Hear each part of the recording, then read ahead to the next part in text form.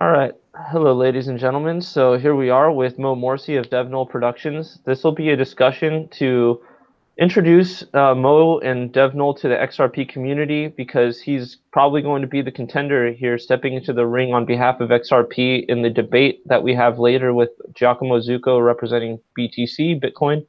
And so, yeah, we're going to discuss a number of topics, and I'm going to hand it over. Mo, why don't you introduce yourself?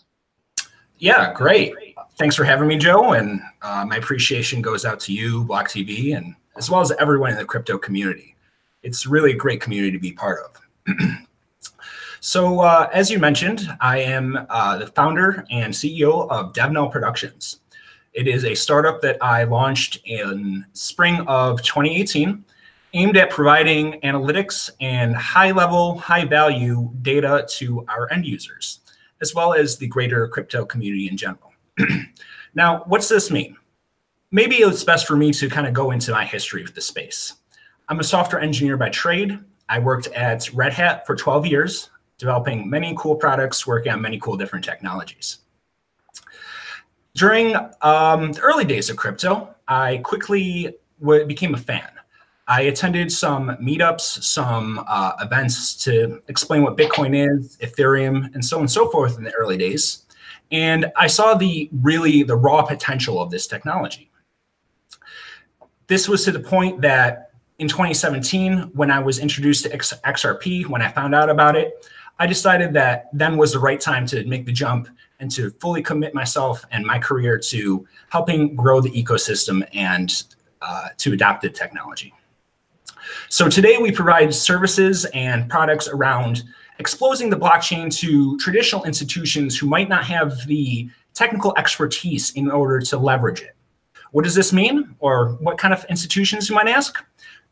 Whether they be traders, fund managers, auditors, many other institutions are interested in the blockchain, but don't have the technical nuances to go into all the details. They can come to DevNull Productions to gain value and to be able to leverage the blockchain without having to spin up instances to interact with it, without having to understand the protocols and the nuances and so on and so forth. Awesome. So that's what we do. So that's kind of the introduction to DevNull Productions. And we can obviously circle that a little bit. For now, one thing that I really want to do is make sure that the XRP community feels comfortable with you representing them. So why don't we kind of jump into that space, and why don't you, obviously a lot of this is probably going to be things that people, especially in the XRP community, have heard before, but let's just circle some of these topics. Okay, so what is Ripple, XRP? Let me start with this. Are you, Ripple, XRP maximalist? Obviously the two are different. So are you an XRP maximalist? Are you kind of a multi-coiner? Is XRP the one that you love the most right now? Where do you stand on that whole spectrum in this crypto space? Sure. So I am not a maximalist. I am a very big fan of XRP, and thank you for making that distinction. XRP is different than Ripple. Ripple is a company. They provide many solutions to their customers. They originally developed XRP, the XRP Ledger, but they do not own it. It is decentralized, and it is owned by the world. It's a public kind of resource. It's a network, a technology that anyone can leverage, anyone can use. And the very fact is Ripple Labs owns a very small percentage of the nodes on the network, of the validators that are validating transactions. So it is decentralized. So question, now, because I'll jump in with some kind of criticisms here, right? Is that proof? Is there proof of that, or is that just what they say? Is this kind of a speculative thing, or is this a factual thing that they own a small percentage of the validators? Great question. So if you go to devnull.network, our website, you can find our main product, which is called Whipple. It is the analytics tool which we've developed in-house to monitor the network and monitor the nodes on the network, the transactions going through the network. We have independently verified that they are only operate a small percentage of the nodes on the network. If you go to our website, you can see a complete list of those nodes. You can see, hover over them, see the different countries that those nodes are located in. And we are not affiliated with Ripple Labs. We are completely independent. Yes, we'll message on forums or whatnot, some technical questions, and they are great at answering them. But we have, outside of that, we have no incentive to lie. And yeah, no, absolutely, absolutely. Yeah. I have no reason to believe otherwise. I think that's actually really important that you're capable of providing that kind of information. That's awesome. So that answers a question. I'm willing to roll with that. So thank you. No problem. Now, to go back to your previous question, let's talk about XRP a bit. So XRP is this amazing digital asset. It has a long history. I'm not going to go into that. Like many other cryptocurrencies and blockchains, its history is marked by several different phases and involvements by different groups and organizations and whatnot. But as it stands today, it's being used by many different actors, many different organizations, both traditional financial institutions, startups, new startups such as myself, as well as, the average Joe, the end user who maybe have stumbled upon this through a reference of a friend or Googling another cryptocurrency or something. They read about it, liked it, started playing around with it, and adopted it.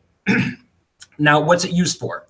Well, like I said, the traditional financial institutions, the banks, the payment providers and whatnot are looking for kind of a source of liquidity. And what does that mean for those who aren't too familiar with financial lingo? It's essentially a source of a mechanism which they can move around value in the terms of the crypto world, or traditional assets like currencies, or if you want to talk about real traditional assets, gold, or really anything that has value. Liquidity facilitates the easy movement and transaction of that through independent parties. XRP allows this by facilitating a complete decentralized exchange right on the ledger. So what's that mean? Unlike traditional cryptocurrencies where you had to leverage centralized exchanges and whatnot in order to convert fiat to and from the crypto, you can leverage XRP itself to buy and sell fiat currencies, and by that I mean US dollars, euros, so on and so forth, right on the network, thus increasing the kind of decentralized nature of the application, of the protocols, and so on and so forth. Mm-hmm. Okay, so XRP is, I think, and there's no question of this, is targeted toward the financial sector. We're talking about as opposed to transacting in fiat between countries, because I guess XRP specifically targets cross-border payments. Is that correct? Yes, that's one of the major use cases, but certainly not the only use case. Mm-hmm. Okay, so it's not the only use case, but it's one of the targeted use cases, and we're talking about cross-border payments, and the XRP ledger is the medium through which cross-border payments happen. And we're so far in agreement, correct? More or less, yes. Okay, so I mean, let's start going into a couple other questions. I mean, how many validator nodes are there? How many validator nodes are required for sufficient decentralization, in your opinion? And is there a cap? Is there a maximum that is where at a certain point where it's not worth validating? Because obviously we have with Bitcoin proof of work, where anyone and everyone is anyone that can, anyone that wants to participates in a competition to solve a block by allocating hash, GPU power. So and that pool is getting bigger and bigger and bigger with time, right? And that's obviously I don't necessarily agree with that. I mean, maybe the raw hashing power, but the centralization, it's not becoming more and more decentralized over time. Let's for now, let's just stick to the pool. The pool of mining is getting bigger and bigger with time. Like the amount of miners in the space are typically growing with time. I mean, in the early days it was a handful, and now it's a whole industry. So what's the equivalent in XRP? It's going to be validator nodes. And what kind of consensus, what's like the magic number for you? How globally distributed is this, validators? And let's talk about validators for a little bit. Sure. Yeah, I mean, it's funny you asked what the magic number is. I mean, I don't really think there is a magic number. The beauty about XRP is that it scales provenly. With Bitcoin and Ethereum, you're still to this day, April whatever 7th, whatever 2019, and we're still trying to figure it out. You know, XRP has the scalability solved for years. You know, and to the point that we're kind of, I feel like we're underutilizing it. I mean, there's so much more potential in the network that, you know, I'm really excited to see it adopted more and more. And I have no doubts that we'll scale it all.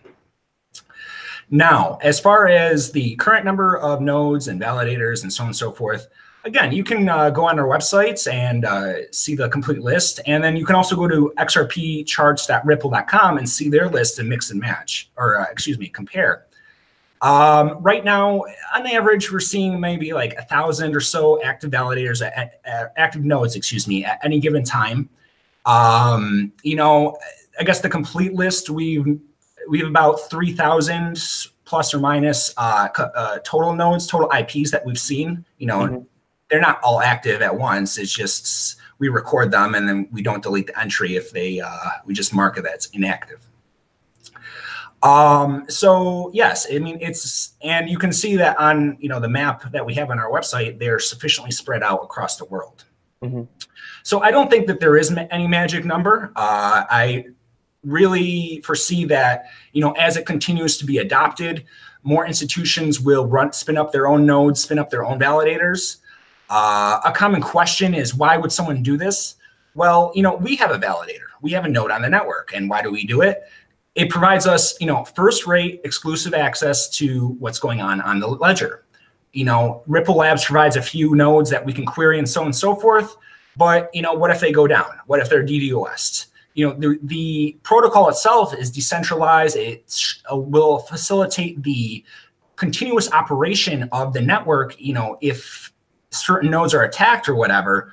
But, you know, in order to access that, I need my own instance and, you know, access it reliably, excuse me. And that's why I run my own validator. Sounds good. So, so let's talk about validators a little bit more. What's the equivalent in Ripple to something like a block? You know, like in Bitcoin, and when transactions are propagated to the XRP ledger, is it similar to Bitcoin where there are like blocks? Is it a blockchain? So let's kind of talk about that for a second. Absolutely. And another great question, because that's a common criticism that I see of XRP. Oh, it's not a blockchain, it's this and that. And that's, you know, and to be frank, it's a bunch of baloney. Okay. Actually, before coming into this, I pulled up the Wikipedia article on blockchain. And the definition, according to Wikipedia, because, you know, that's the ultimate source of knowledge these days, is a blockchain is a growing list of records called blocks, which are linked using cryptography. Well, in the XRP world, we call them ledgers. You can think of ledger as analogous to block. Okay, we use a different term, but arose by any other name, right? They are linked using cryptography. I think it's pretty obvious that crypto is a core component of how XRP works. Each block contains a cryptographic hash of the previous block. Yes, each block contains the hash of the parent block, the block that preceded before that, a timestamp, and transaction data. So according to the Wikipedia article, XRP is a blockchain. And I think that's kind of definitive proof of what it is. So to answer your original question, blocks are ledgers, ledgers are blocks in the XRP world. Okay, so yeah, I mean, I don't really want to like circle, you know, any particular thing too long, but I do, yeah, let's just keep moving forward. So the equivalent, so the, you know, anyone can understand is an XRP ledger is similar to a Bitcoin block. And so transactions, like you said, are constantly being added. They're being propagated by validators to the network. What's the incentive? Are there any other incentives than, let's say, altruistically participating in the network, or similar to what you said earlier about having access to the real-time data? Are there any other incentives in running a validator node for XRP Ledger? Of course. So having access, direct access to the network, unfiltered, you spin up a node, a validator, you can monitor the transactions, read and write transactions with no middleman. Not that, you know, if you use, for example, someone else's validator, Ripple's Labs, you have any concern because of the cryptographic nature of it, but it provides that extra layer of assurance and kind of reliability, which is critical for financial institutions. Like you said before, it's kind of contributing to the overall network, the overall ecosystem, the decentralized nature of these protocols is a very big motivational aspect for a lot of people. People run miners with no, notion or no expectation of receiving profits with other cryptocurrencies. People, do all sorts of things in the kind of the hope that their ideal or their values will be propagated. And that is what's, that is part of the benefit of participating in the XRP consensus process. We are participating in a democratic, decentralized consensus, a negotiation process, which we can all be sure through the quote unquote trustless system that, actors are who they say they are, and they have access to their funds and so on and so forth. Yeah, and let's just throw something out real quick. As far as centralization and decentralization are concerned, I'm going to say there's a spectrum. And as far as XRP Ledger is concerned, we're talking about in the democratic process, most certainly being decentralized in that it requires 80% consensus from validator nodes in order for an amendment to pass. And we have an example, because we have an example of Ripple submitting an amendment that was rejected by the majority. So there is decentralization on XRP Ledger. Now, I just wanted to explain that is something that I do not contest. In terms of amendments and voting, that's something I don't contest. And I talk about altruistic mining essentially, or altruistic validating, because that's really the only purpose other than access to real-time data, which few would, the average person would not typically need.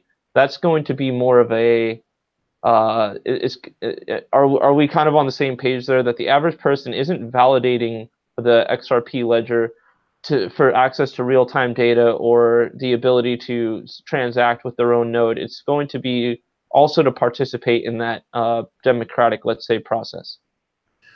I think as it stands today, you're probably right, but I don't necessarily agree with that going forward. There are many, we are really early in the kind of adoption of these technologies. We are really early in this ecosystem, and I think everyone here, watching this should be congratulated for, taking the risks, and I'm confident they'll be rewarded. Now, I'm sorry, can you repeat your question? So we were talking about, altruistic validating, so to say. Is there an incentive other than to participate in the democratic process for the average person, not someone that cares about, so you understand. All right. Yeah. So as I was saying, I think today that would be the case, but in the future, I don't necessarily agree with that, because I can see cases where the average user would gain value from having first-rate access to data. Now, I think that those use cases haven't necessarily been realized yet. We're going to see the XRP ledger be used in a lot of different scenarios, which we haven't even envisioned. And, to all the budding, entrepreneurs and founders out there, that, this should be motivation for you. There's a lot of market opportunities here. Jump on in, whether it's messaging apps that go through a decentralized network, whether it's file sharing or whatnot right on the ledger. I mean, there are just so many possibilities. I'm not saying it's going to be the right solution for all those, but it's just going to take a lot of free market, if you will, participation, people coming in, some people succeeding, some people failing. So you'll see that. So in the future, it certainly might be possible that if the technical requirements are lowered, that you can just install an app on a unused PC, or maybe even your smartphone at some point if they get powerful enough. Then you can run your own network, your own node on the network, and gain the benefits of that. But the future will tell on that aspect. So let's hit that. One thing you were saying is that the XRP ledger, is it comparable in that sense to something like Ethereum, where multiple? Sorry, go ahead. Sorry, where multiple things can be layered on top. Like its only application, its only use case is not a currency. Its use case is greater. It's a ledger that's capable of holding more data than just transactional data. Is it like Bitcoin SV, where they're talking about trying to do some weather garbage on their blockchain. And I'm not saying XRP Ledger is garbage right now. I'm talking trash about Craig Wright and that whole camp. So I know it's not. We're driving a lot of value from it. DevNull is. So, you know, as far as it being comparable to Ethereum or other things like that, no. The short answer is no. You know, Ripple Labs did develop a kind of a smart contract platform called Codius that's available. You know, it's analogous to Ethereum in some senses. I'm sure I'm going to be starting a flame war here, but it's better. And you can write code in any language. It kind of uses standardized components in the virtualization stack and whatnot, going into some technical details here. But Codius is kind of the analogous in the XRP, the Ripple world to the Ethereum smart contracts. But no, you know, when I say that applications and different solutions will be developed on top of XRP, I'm talking about services that will be built on top of XRP, perhaps using Interledger. ILP is the Interledger protocol, which is essentially an abstraction layer for these blockchains and other payment services. You can use ILP to say, hey, I want to send a payment to this person, to this organization, and ILP, the Interledger protocol, will figure out the pay routes and figure out the most optimal path to send that payment. So, like I said, there is going to be a multitude of applications and use cases that are built on top of XRP, on top of ILP, on top of Codius, on top of Coil, which is a web monetization system. So now we can get away from the world of ads and have consumers, people who are actually consuming content on the web, contribute directly to the producers of the content without any ad middlemen. Isn't that when that's Coil, right? Is there something like that? And you know, obviously there are some cool innovations. I thought like I'm not gonna trash everything. You know, obviously we can hit my. If you want to throw some hardball questions at me, you know, I'm happy to answer. But you know, there are some cool innovations in the XRP space. You know, I don't know if there's an equivalent in BTC, but you know, things like that XRP tip bot, I thought that was really cool, creative. You know, Coil monetizing content. Yeah, absolutely. There are some really cool things happening. So that's the kind of innovation that you're talking about. On a side note, the other ledger is kind of like where other things will be, like other types of data can be broadcasted or added to you know, the ledger, so to say. It's not the XRP ledger is specific to transactional data, and then there's the ILP, Interledger protocol. Yes, that's it's not a blockchain in itself.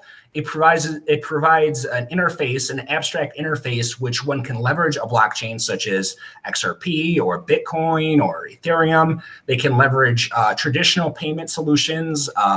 You know, I don't know how many. I can't say how many have been implemented at this state, but the idea is you can use PayPal or Apple Pay through ILP, and ILP will kind of manage the abstraction for you. You know, these are all products and services that, you know, Ripple Labs and people which have been historically associated with Ripple Labs have launched. But again, you know, through their, for lack of a better word, generosity, because I don't necessarily believe it's an altruistic thing, but it's kind of the best way to spread the benefit. You know, by distributing these services along with the source code behind them. XRP is fully open source. DevNull Productions actually has gone into the source and has done several audits as far as, you know, structure and, you know, how different things are implemented in the XRP ledger, and those are all available on our website. You know, through their, again, quote unquote, generosity, they have facilitated the maximum benefit in the ecosystem by allowing others to gain access to their code, to their the technology driving their services, and expand upon it and build upon it for everyone's benefit. Mm-hmm. I'm going to take this time real quick to note, anyone in the comments, you know, anyone watching, paying attention, please feel free to ask any questions. This is going to be your guy. Whoever is supporting XRP in the comments, this is going to be your guy. I want you guys to feel comfortable when he enters the debate. So if you have questions that you want to ask him, you know, to test him out or whatever, get the questions out. I'm paying attention right now. I'm seeing some good chatter, but I also want you guys to be aware that this is your opportunity to screen Mo Morsi here, who is obviously, I believe, a qualified individual and candidate for this discussion. And I just want you all to feel very comfortable with that as well, almost the same way that you felt comfortable with Matt Hamilton speaking. So I just want that to be known in the comments. We're doing two things here, so please be aware of that. So far, it looks like you have some support, Mo. So I just want you to be aware of that, and you know, let's just keep it going. Well, you know, continuing on that, you know, it's one of the things that drew me to the XRP community was just the amazing, you know, support there is, and just the friendliness of everyone. You know, I have been involved with many different open source technologies over my career. Like I said, my last job, I was at Red Hat. I worked on so many different stacks, you know, in many different domains. And I've seen all sorts of open source communities, you know, from very open and, you know, friendly people who are willing to accommodate and invite newcomers, and even people and are, you know, patient with people who have a lot of questions and even about the basic stuff, versus people that are just like, you know, RTFM, you know, read the manual, you know, don't bother us unless you can contribute this awesome patch. You know, those kind of communities turn me off and turn a lot of other people off. And in my experience, tend not to thrive, at least as well as open communities. With XRP, you know, you go on Twitter, you ask questions, you go on XRP chat, their official forums. You know, you get responses within minutes, and, you know, just people really friendly and really willing to convey, share their knowledge and throw around ideas. So I really recommend everyone, you know, who doesn't have exposure to this community, come in and check it out, you know, with hopefully with, you know, open, you know, open ears, an open mind, and we can all kind of benefit. You know, of course, there are people in the community that are bad actors, they're trolls and so on and so forth. But, you know, we try to kind of move them off this side, if you will. Of course, I think everyone is. No one wants to waste time, right? If we're talking academic discussions, intellectual discussions, no one wants to talk to a troll. It's not happening. I'm not going to entertain that any more than anyone else would, or, you know, than you would. But let's jump into a couple quick questions that the audience threw out. Sure. Well, it looks like it was retracted, but it had to do with, can you do something like, can the XRP ledger be used for sending messages? I think you might have barely touched that earlier. So let's talk. Is that the XRP ledger where you can do stuff like that, or is that the ILP? Like, what are we talking about with the capabilities with the XRP ledger outside of currency? So yes, you can attach memos to specific transactions, and people have built services, kind of messaging services on top of XRP. You know, I don't know if any of them have really gained a lot of traction, but it is certainly a possibility. Now, is it the best kind of solution in that domain? I don't necessarily think so. You know, do you need a kind of decentralized ledger to store the actual messages? Maybe you do a message-based micropayment service where, you know, great idea if anyone's watching and wants to try out a startup, where, you know, you have a traditional messaging service stored in your database, but, you know, you charge per message. Maybe it's a fraction of a penny. So people would save money if they don't send a lot of messages. But, you know, it's just an idea, right? So to answer long answer short, it's possible, but there's probably better solutions, better ways to implement. Understood. So let's try to hit a couple more of these audience questions. By Ripple owning so much of XRP and dropping quarterly amounts, does that affect the price? That's a tough one. That's a very tough one. You know, any economist or any trader or whatnot is very apprehensive about making direct correlations like that, right? You know, if you go back in history and looked around the times of their drops and crunch the data yourself, you know, you might find that there is some correlation. You might find that there is none, or you might find there's a weak one. You know, this is a great, you know, this brings up another great issue, right? We talked about decentralization before in terms of the network. Mm-hmm. You know, in terms of Ripple Labs' ownership of XRP, because that's a very big contesting point for a lot of people, I think, including yourself, Joe. With oh yeah, that's like my biggest criticism of XRP is you can't pre-mine and call yourself decentralized when you control the distribution of the supply. Ripple owning 60% currently, Founders owning 20%. Pocketing a pre-mine is the biggest no-no in my book. Pocketing a pre-mine is like the absolute worst thing you can do. Way too reminiscent of existing financial systems that Bitcoin was created to destroy. The escrow. Let's talk about escrow. Well, can we? I just have to one point as far as that topic. You know, and the very last thing you said, it's like Bitcoin was meant to destroy. I mean, you know, I don't know Satoshi Nakamoto, you know, in person. You know, we have his white paper and what he said in his forums, in the, you know, the chats that we have, but beyond that, it's all speculation. Well, let me counter that real quick. We would have the timing of the release of the Bitcoin protocol coinciding with a massive economic collapse due specifically to illegal banking activity. Not a single individual went to jail. Proof basically that the system was broken and it kept the people at the top there with a purpose. In addition to that, we have things like his birthday that reference the 1933 confiscation of gold executive order by the federal government. We have his birth year being the year that we were completely removed in the Nixon era by the removed from the gold standard. There's a number of things that are very specific and consistent with who Satoshi Nakamoto is. And one can say this is very speculative. We don't like speculation. I would say for someone like this, it's safe to make certain assumptions. Obviously, that can be debated. Assumptions, you know, when you're in the financial world, we don't like assumptions, right? I mean, we like hard data. But anyways, I don't want to get into that. That was kind of an ancillary point.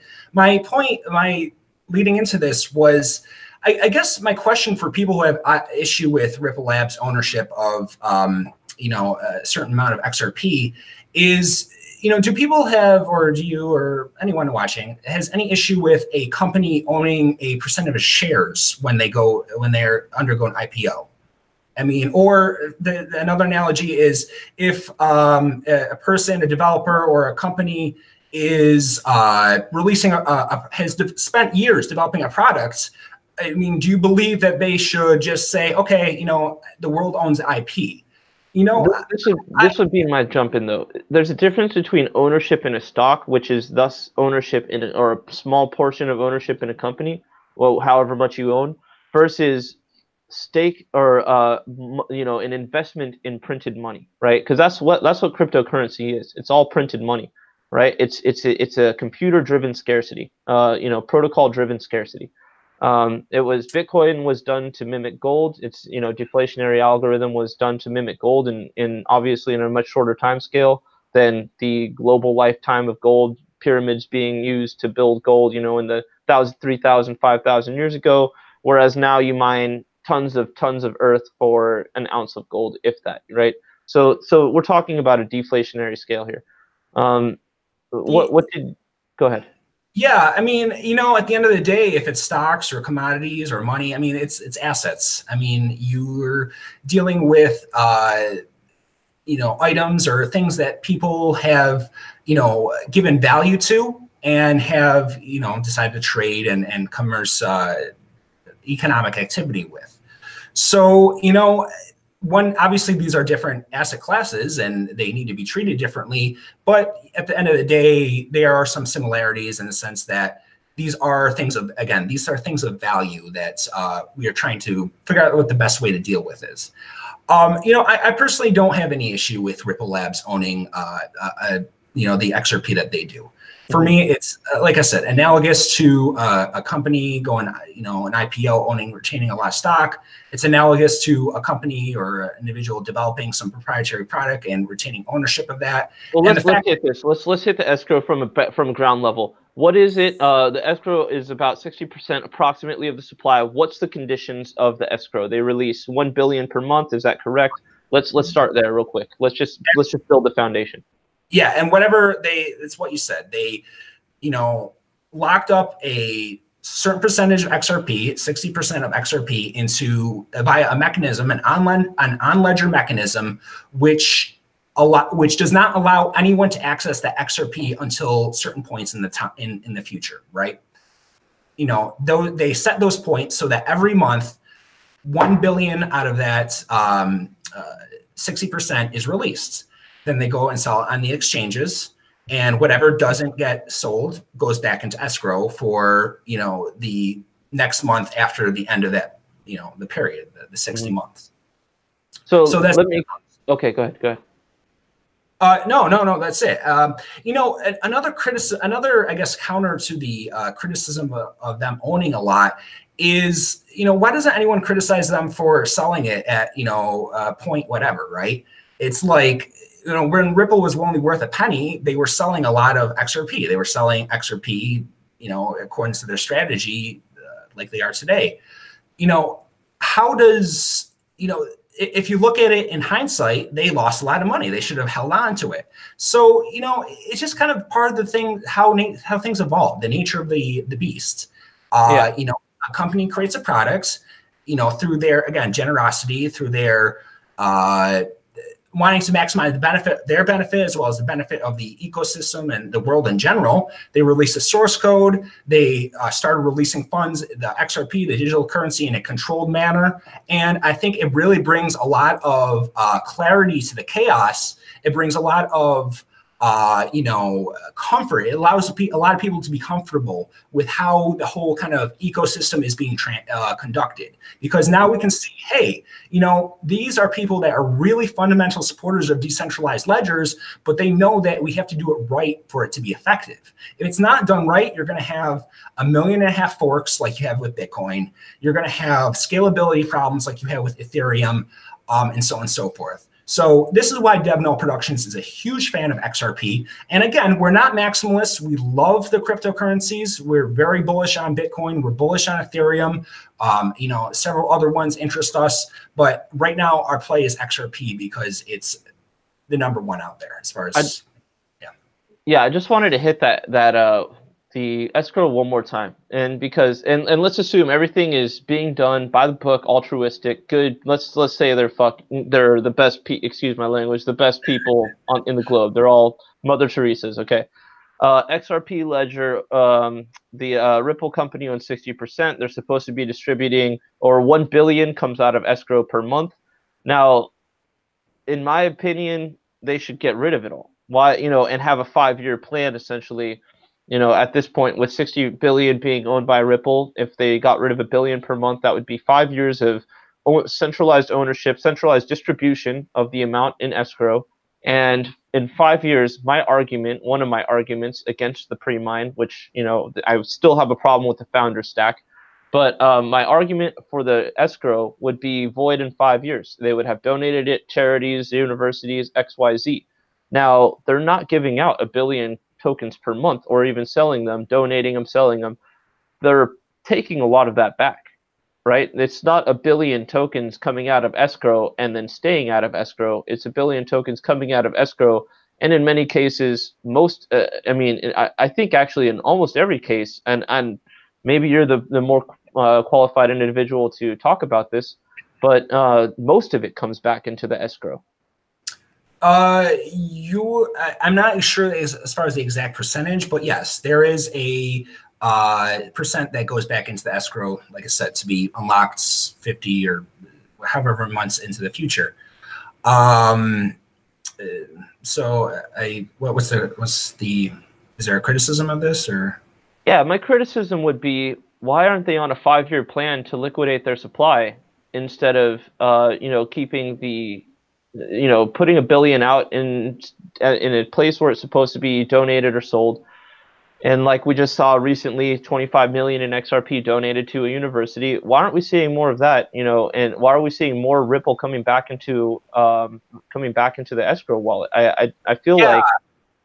Yeah, I feel like that would be, I mean, this is me personally speaking, but I feel like that would be kind of counter to what they were doing. I mean, if they say, okay, you know, 1 billion is going to be released now, and we're going to get rid of it at no matter what the cost, I feel like that would kind of panic would ensue. It's like, okay, you know, are they going to get rid of it for 30 cents, for 20 cents, for a penny? I mean, it feels like the market would tank. You know, in this manner, they're saying, okay, you know, this much will be made available if, you know, for those who want it at the current market price.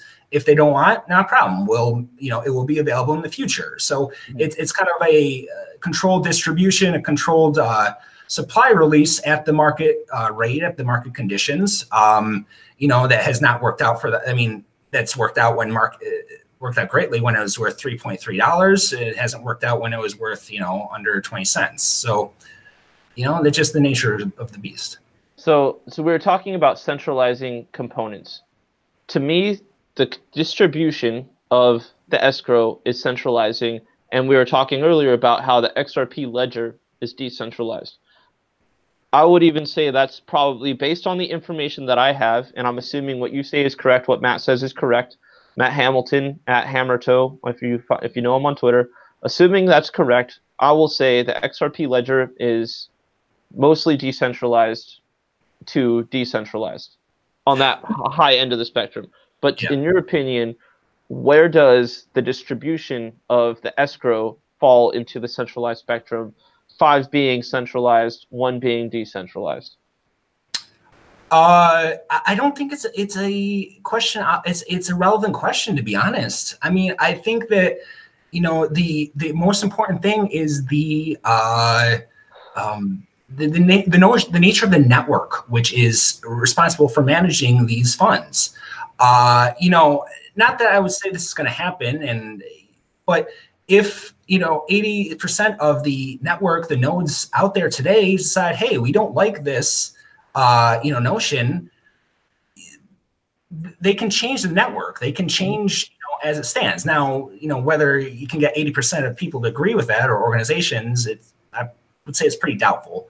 But, you know, I don't see the, you know, who owns the individual asset as being it's not who owns the individual asset, it's who is in control of the distribution. Because even though there's a protocol, legal protocol, XYZ, even though there is some sort of protocol that says Ripple only 100 billion, or I mean 1 billion comes out of escrow, they're like, you know, what else is chosen? Like, what are the criteria through which they choose who receives it? Again, donated, sold at what price? You know, all kinds of stuff. Obviously, they probably have a self-motivated obligation not to crash the market, and probably not to donate it to me, because I will crash the market. But, you know, I would probably sell it. If someone gave me 1 billion XRP, I'd say, you know what? I'm not long on XRP. I don't like pre-mines. I'm going to sell it. So obviously, they're not going to give me 1 billion XRP, right?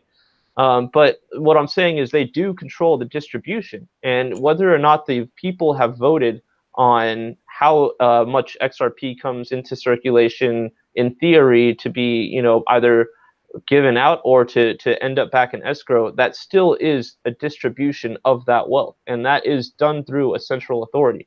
So to me, it's a very straightforward argument that it is a centralized distribution of the pre-mined coins in escrow. And again, I don't care about distribution of wealth. I don't care if someone's rich as heck. I don't care if someone's, you know, in this economic sense, in a free market sense, it doesn't matter who has how much money. What? Yeah.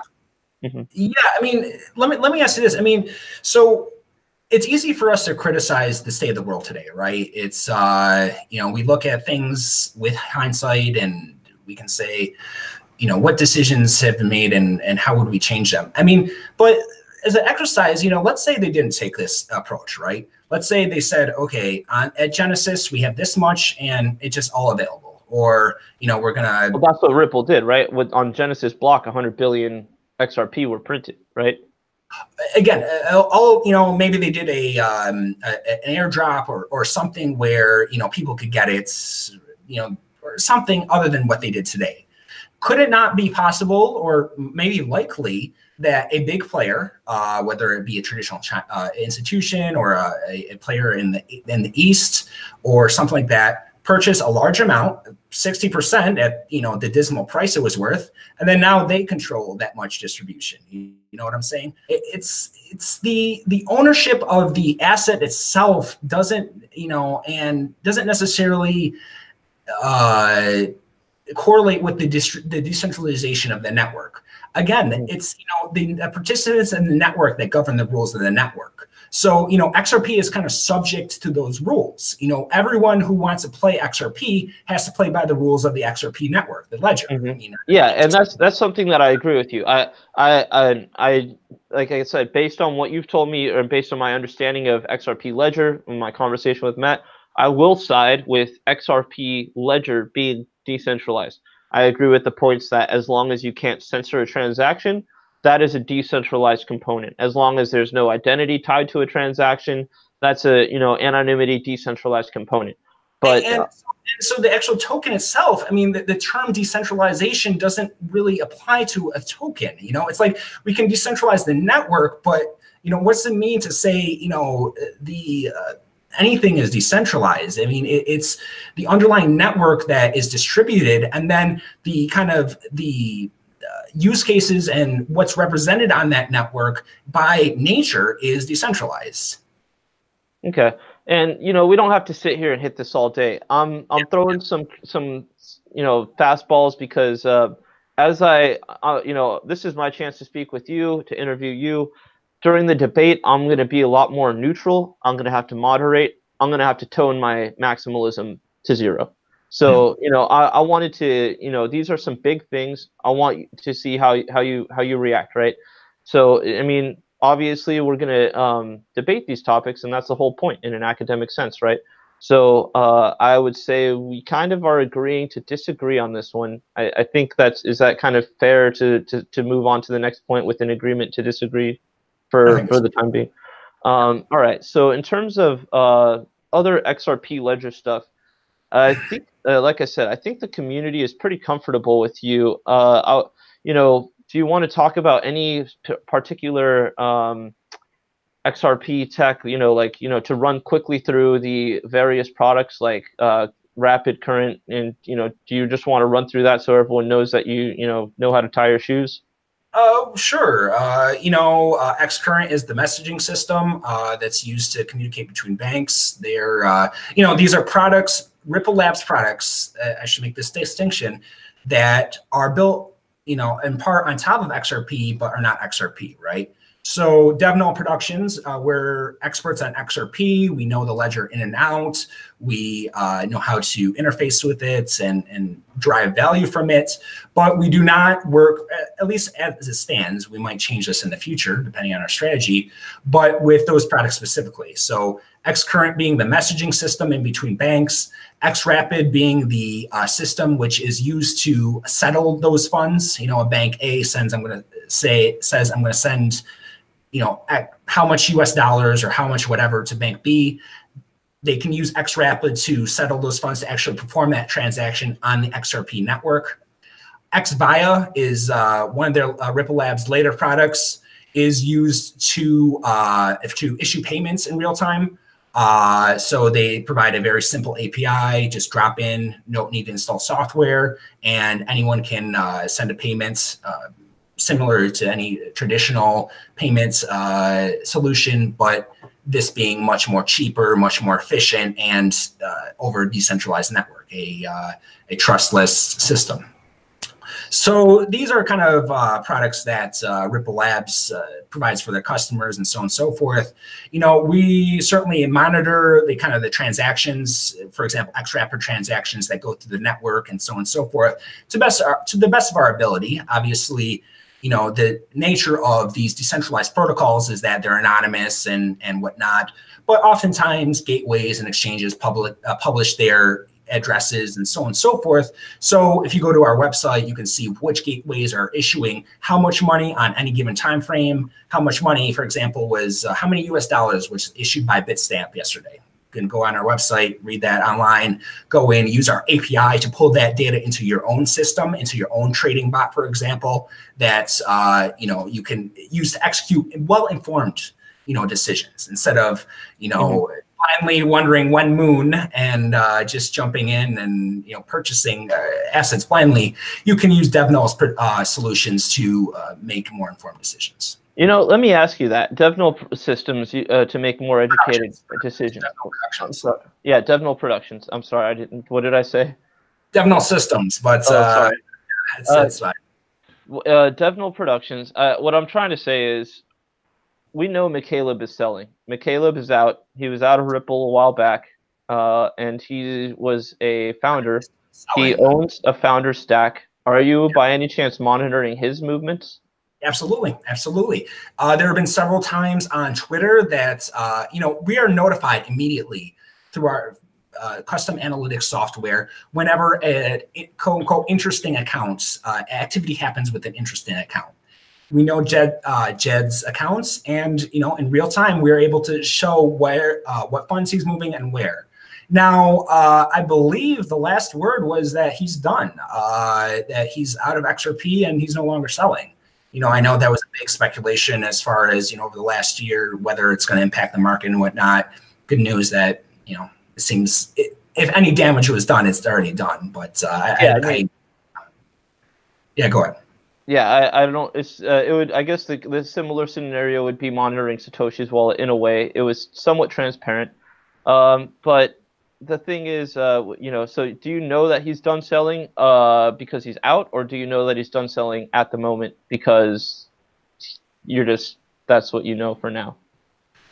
I believe it's the former. Perhaps someone on the chat, more informed than I can to let us know. Maybe he has a hidden wallet stashed away somewhere or something like that. But as far as we know, it's the former. Okay. And yeah, I know that there were legal. Ripple, I believe, sued him before he tried to crash the market. I think that was what he was going to do initially, was just tank the market. He got sued, had to. Was famous for saying that he is the only person who became a billionaire despite his own ambitions or something like that. Yeah. Okay. I mean, that's pretty. It's funny and true in a way. It's sad. Obviously, I don't believe in people getting liquidated. I think it's a terrible thing. I like getting pulled up into scams or whatever. If he dumped the market in XRP and everyone in it was destroyed, that would not make me happy. But he was confined to a certain amount based on percentage daily volume, and he was selling the maximum, I believe, that he could for as long as he could. Again, I wasn't following it every day. I was just aware of the legal scenario that he was put in as he was trying to exit his bags, his liquidate his XRP bags. So let's see here. You brought up everything. Now let's talk about Xrp for a second. Is it more complicated than it seems? Because my understanding is there is volatility at some point in the spectrum. Let's talk about the process of Xrp and see if we can make some light of this situation. Yeah, I mean, again, when you get into Xrp and Xcurrent, XVA, you're talking about Ripple Labs' products. So, there's only limited exposure and information out there as far as the inner workings and so on and so forth. From what we understand, as we said before, Xcurrent is a bank-to-bank messaging system, analogous to Swift or the traditional messaging systems that banks uses. Then when banks have used Xcurrents or, when they say, hey, we're going to transact, we're going to transmit this value, they have the option, if they use Xrp, to use XRP, the XRP ledger, to facilitate that, to provide the liquidity as you said. Now, in the past, banks had traditionally had to maintain nostro accounts, which are very large accounts in each country that they want to operate in. So, Bank of America, Chase, all these banks have to maintain massive amounts of US dollars, of euros, of all sorts of currencies in all sorts of countries around the world. Well, that's money that's not being spent, invested into other pursuits. That's not being spent on, infrastructure or whatever, whatever society's spending their money on. So, with Xrp mitigates the need for that. With Xrp, you can use the XRP network in real time to exchange currencies right on Ledger using the decentralized exchange that we talked about before. And this lowers the volatility exposure, which you mentioned, in the sense that, transactions take 3 seconds, a few seconds to settle, to go through the network. So you're only exposed to a few seconds of volatility. Now, yes, in currency markets and whatnot, that can be, quite a bit of volatility. Traders can make millions from a few pips, but this is far. Let's say it's negligible. Let's just eliminate that as a worry and just say that's negligible. Now, the steps that a bank would take to get to buying XRP, kind of through the exchange, pushing the price up over here, so to say, because say let's just say Bank of Afghanistan wants to send, some dude from Bank of Afghanistan wants to send money to Bank of the United States, and now they're going to use Ripple, right? They're going to use Xrp, and so let's kind of talk about that process. The individual that wants to send money from Afghanistan to the United States would have to, let's talk about that. Xrp is a bank-to-bank solution. It's not, meant for the average consumer, in the sense that, the average consumer might, or the average user, excuse me, might have a better chance just using XRP directly. Go to, I'm not quite sure why I picked Afghanistan. That might be. I don't know. I just like the A, like the first letter of the alphabet or something. Yeah. Let's say you're in Europe. What's another A? Anyways, let's say you're somewhere in Europe. You buy and you want to send money to the United States. In the past, you would have to go through Western Union or some other provider. Brad Garlinghouse is famous as saying, it's quicker to jump on a plane with a suitcase of cash than it is to use the traditional payment networks, right? But with XRP, what someone can do is open up a Bitstamp account. It's very quick. I've used Bitstamp in the past. Very big fan of their service. Purchase some XRP. Send it over the Xrp Ledger within 3 seconds to his buddy's account or some account owned by a company, and they would get it. Now, let's say the person in the United States doesn't accept XRP or so on and so forth. Well, they can use the network, the protocol itself, to send XRP and have it arrive in dollars, have it arrive in euros, have it arrive in gold or whatever currency that the destination accepts. The network will take care of transferring that value by leveraging traders, open offers on the network in order to facilitate that exchange at the lowest rate.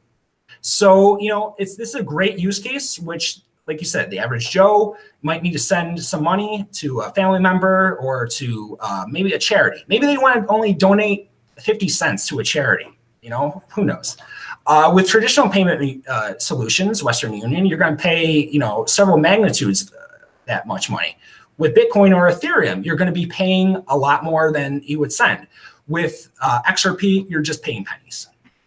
So why wouldn't someone use US dollar coin or anything else that had low fees? Why XRP for if I'm sending money to my family in Europe? Good question. As we said before, we're not maximalists. Different cryptocurrencies have different use cases. For cross-border transactions, we believe XRP nails it right on the head and would be the best solution for that. But XRP is nice in the sense that, as we talked about before, it is a decentralized protocol. It's you get all the benefits of that with all the scalability and cross-border transaction stuff built in. If you want to use US dollar tether or something else, a stable coin, you lose some of those benefits, the decentralized nature of it, the notion that it's tied to the dollar, which at the beginning you said a lot of the ideals are to get away from these systems. So it doesn't make much sense to me to kind of adopt something that you're trying to get away from. Mm-hmm. Yeah, actually 100% agree there. And that's obviously my biggest criticism of a pre-mine where you print money and, we kind of have a system similar to what we're escaping from, So I agree with that statement. To me, Ripple falls within those lines, or I shouldn't say Ripple. Yeah, I guess Ripple. I guess that control over the distribution of money is very centralizing, in my opinion. The founders pocketing 20% is printing money and pocketing 20%. There's just really no way to sugarcoat that. You mentioned several times it's kind of the system we're trying to get away from. I mean, the current system as it stands is not a pre-mined system. I mean, we have a very inflationary, Of course. But if only 40 million coins are in circulation, 20% included in that belong to the founders. So essentially the only real circulating supply is approximately 20 billion coins. Now you have 60% of that locked away.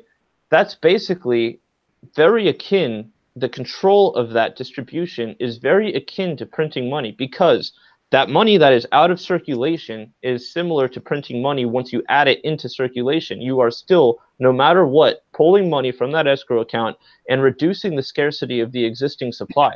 So it's not printing money, of course, right? You can't print without an amendment, an 80% agreement of the participants, the validators. You can't agree to print more than the existing 100 billion XRP that currently are in existence. But keeping the market cap controlled and releasing bits and pieces of a hidden stack that is not accessible to the public is, in my opinion, very similar and almost the same as the concept of printing money. Yeah, again, I guess it's going to have to be agree to disagree, because, you know, I think they are fundamentally different. You know, when you have an inflationary currency, which, you know, depending on current market conditions, they can inflate at will.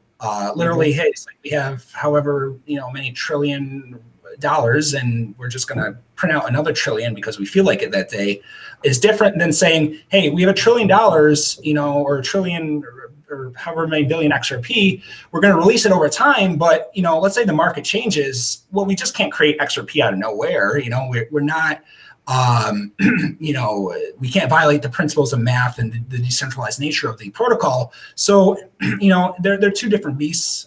They are two different set of circumstances and set of, you know, attributes to those scenarios. And I think they have to be treated differently.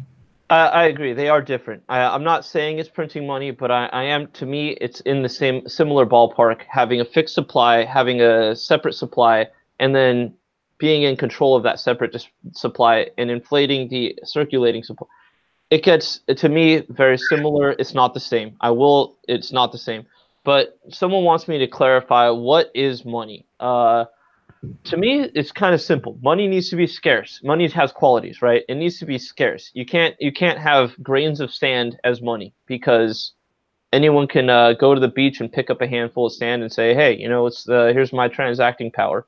It'll kill the economic system there, right? So money needs to be scarce. It needs to be usable. You know, it needs to be transportable. I mean, money is basically like a thing that people agree upon that is exchanged for good or services without specific bartering. Yeah, money is one thing that human beings have created, but we have no idea how it works, right? It's, you know, you go on Wikipedia, again, the definitive source of information, and money is any item or verifiable record that is generally accepted as a payment for goods or services. You know, you can break that down in so many different ways and talk about store of value and whatnot. Yeah, it is a deep rabbit hole. In a fundamental sense, though, to me, a very important thing with money is it needs to be scarce. We don't have that with the US dollar, because we have people that can press an enter button and print as much as they want. In fact, we've heard of politicians talking about printing away our debt, basically entering hyperinflation, reducing the buying power of every you know, other individual that participates in an economic system that uses that currency. It would be terrible for everyone except the person that can print the money. So yeah, I think we agree that the existing central banking structure and the ability to print money out of thin air is definitely not good. At will is not good. And let's see, are there really any you know, questions specific to XRP? Anyone that's in the audience, anything specific to DevNull Productions? And actually, yeah, Mo, was there anything else about DevNull Productions that you wanted to you know, shed some light on, bring out into the open? You know, sure. My 2 seconds in the spotlight, right? Sure. Yeah. Yeah, so, you know, like I said, DevNull is a small venture. DevNull Productions, devnull.network is the website. A small startup that we launched last spring. Something that I'm very passionate about. I love blockchain. I love distributed ledgers. I love running a startup. The idea is to give the community, give our clients value, present them with a view of the blockchain which they haven't gotten before, right? I mean, it's so hard to find good, reliable information online these days. I mean, we are being bombarded with so much misinformation, whether it's by a gazillion news, quote unquote, news sites that have shown up. Thankfully, we have BLOCKTV, best one there is. But besides that, there are so many irreputable outlets that one cannot rely on. Unfortunately, so many people are making decisions based on misinformation. DevNull wants to correct that. We provide hard data based on the blockchain and the ledger, which you can access to make informed and well thought of decisions. Whether you're a trader looking to leverage these decentralized exchanges in order to maximize value and profit, whether you're a financial institution wanting to audit your account activity and to monitor what is going through your different accounts in real time as well as on a historical basis. DevNull Productions provides solutions in all these sectors and more. So we'd love to talk if you're interested in this sort of thing, or even if you just want to talk blockchain, we're the ones to come to. DevNull.network. Well, that's awesome. I believe does anyone have any questions for Mo? We could talk about money and stuff here in a little bit. I could stick around for 5-10 minutes. I don't want to keep Mo all day. He has a life, of course, and a business to run. Is there anything XRP related that you wanted to just kind of put a nail in and say, anything additionally that you wanted to point out? So in preparation for the upcoming debate, which we'll begin scheduling after this one, after this video, is there anything like that you wanted to bring up? Well, first off, quickly, let me answer this. Your Twitter. What's your Twitter? DevNull Prod. DevNullProd. So at DevNull Prod. I can maybe put a link to it in the YouTube comments or something. All right, cool. We'll hit that. And we have a really good question from someone that I've been, on and off speaking with for a long time. We've had some respectable debates, conversations. He said, XRP user experience in the future for standard commerce. How do you see it? I think it's going to be invisible to most people. I mean, I think that a lot of people, it's going to be behind the scenes. People are going to be sending and receiving payments in all sorts of currencies, and they're not going to have to worry about it. So basically, it's going to be so seamless that it's going to be unnoticeable. Your grandmother, my grandmother, all our grandmothers will be able to. It'll be as simple as telling them you need to press this green button to answer, on your cell phone. Essentially, but I think it's going to be very accessible too. Technology, society has kind of evolved in the last 2 decades. As a contrast to all of human history before it, as far as our role with technology. People of all ages are more savvy, from senior citizens to the youth, and they know a lot more than they have in the past. So I think you're going to see both situations being true. You're going to see kind of the seamless experience where people are using XRP and these awesome solutions behind the scenes without even knowing it. It's going to be a click of a button. But then you're going to have a group of people that's, on the other side, you're going to have the super kind of involved people that are continuing to develop the blockchain and the standards for years to come. But you'll also have people in the middle, the people that know a little bit about the technical nature, can use it in, for those types of solutions, those type of challenges that need to be addressed and are perfectly addressed by XRP and the distributed ledger, but not, quote unquote power users, geeky power users that they can read and understand every line of code. So you're going to see sorts of use cases. You're going to see, a really, really just rapid development in the coming years. And it's really fun and exciting to be part of. No matter what, I'm going to agree with that statement. This is a fun and exciting space to be a part of. It's drawn passion out of so many people. 100% agree with you there.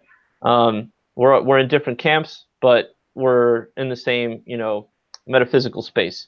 Now, quick question: are banks going to hold XRP? Some will and some won't. It depends. It's really hard to make blank statements about every financial institution. Even in one country, different financial institutions are different sizes. They attract or they target different demographics, different locales, and so on and so forth. And then, you get into the international play where, every country has its own rules, and, some countries can, be involved with cryptocurrencies in certain different ways and whatnot. So I think you're going to see a lot of banks adopt it and hold it. I think you're going to see institutions which kind of use it by Xrp kind of as a transitory, a quick, hold it as far as little as they want, as they need to. And then you're going to see people in between. For example, traders, investment banks and whatnot. I can see them having a pool of XRP that they use for their trading purposes. And obviously, as you issue transactions, you're burning XRP. That currency is disappearing. No, it doesn't go into anyone's wallet. So they're going to have to purchase more. So, that's a case where it's kind of in between both. They're holding on to it for a limited time. Yeah, I mean, on that one, I'm not going to call this a full-blown criticism, but at some point, with the burn-in effect, at some point, there's going to have to be some sort of amendment to bring more XRP into the supply, right? I mean, if it's constantly burning, if it's adopted, if it's being used like crazy, the burn's going to be, higher. What do you? Yeah, I would say that's a speculative statement because we don't really know. I mean, it's. Well, if there's a definite burn and a finite supply, then at some point that's going to have to happen. It's not a big deal, but I guess my question to you is going to be, how far is that going to be if it's fully adopted? Is it 5 years, 10 years, 50 years?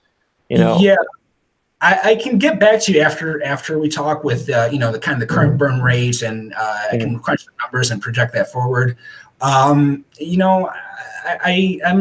not going to comment on this issue just because I have nothing to base this comment on.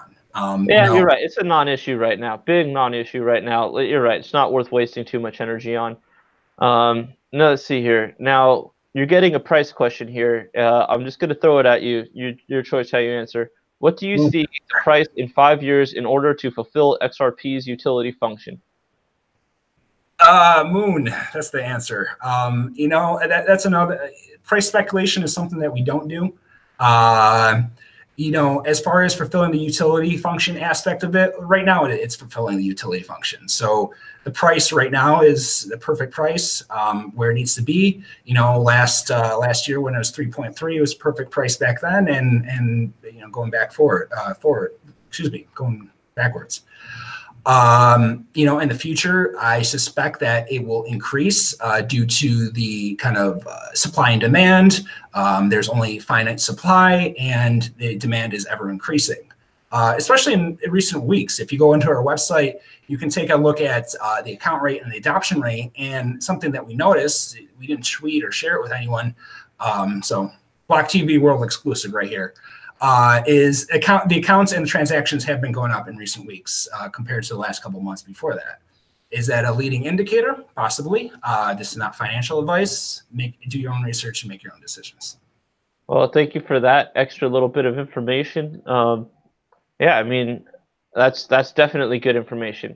Obviously, if a cryptocurrency is being used for nothing other than trading, then it's not necessarily fulfilling its purpose. So it's good to know that at least some of these cryptocurrencies are being used to transact. So I mean, I'm not really getting transact. I mean, we're monitoring hundreds of thousands of offers per day. So it's being heavily used. I mean, anyone that takes issue with Xrp adoption or anything like that, I mean, just go to our website and you'll see the evidence. This is part of the reason that why we wanted to provide these services, is that there's so much speculation and there's not enough hard data. Well, we've solved that problem. Awesome. And that's devnullproductions.com? No, it's devnull.network. And that's the full word network. .net wasn't available, but devnull.network. Again, after this, YouTube in the next 5 minutes, I'll go onto the YouTube channel and put the links to our Twitter and our website. Cool. I threw out your at on Twitter, DevNullProd, DevNull.network. All right. Does anyone have any questions? Any last-second questions for Mo as you prepare him for the XRP BTC debate? Again, this is going to be a very academic discussion. We're going to talk different things, parts of the protocol. It's going to be very friendly. This is going to be between two academic individuals. I'm really looking forward to this. Right? We're going to settle some of these issues in a very controlled environment. This isn't. Anyways, I'm not seeing any questions. Thoughts on the, I don't know, Forte $100 million fund using XRP in gaming environments? I don't know. Is that something that you're familiar with? FORTE, $100 million fund. I do recall reading this news article from the other day that I forgot if it was an Xspring venture, or Xspring is Ripple Labs' kind of seed fund that they use to fund startups and whatnots and companies they're interested in. I do recall them funding a game company, or something along those lines. It does ring a bell. Yeah. So XRP funding things sounds good.